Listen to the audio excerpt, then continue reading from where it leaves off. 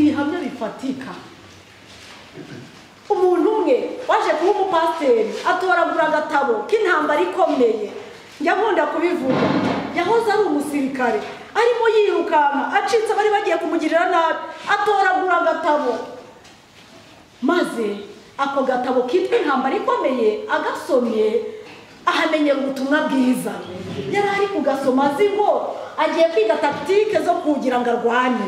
Imana yo mu ijuru ivunjamo kumenya ubutumwa bwiza muri ako gatabo yari atoraguye. Reka mbabwire, inzira z'Imana zirenze igihumbi. Umuntu ashobora kuba ari no mu misa padiri akavuga ngo kuri uyu munsi wa mbere w'icyumweru nzi umuntu wumvise iryo jambo rivugwa muri buri misa, maze uwo murongo kandi iryo jambo buri gihe bararivuga.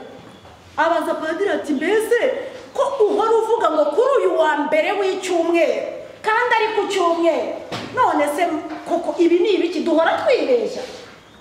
Undi ati wibimbaza ubwo wahuye n'ababandi. Akomeje gukurikirana amenya ukuri kwa Bibiliya. Uyu munsi no Mudivantiste w'umunsi wa karindwi. Inzira z'Imana ziratangaje. Nzi umuntu wari ufite korowani agiye ku ipaji ya 22 arahasoma ngo n'ubu ndayifite mu rugo. Nari nababwiye ngo nzazana ibyo bitabo, ariko nimuba mudafite abashyitsi ni ukuri nibwira yuko atari ngombwa kuzabizana. Asoma uwo murongo wa ku ipaji ya 22 asoma amagambo avuga ngo umuntu utubahiriza isabato ngo amere nk'inkende isuzuguritse iguye ku musozi. Niko handitse. Nari gusoma umushyitsi akaza kansomera, nshuti zanjye.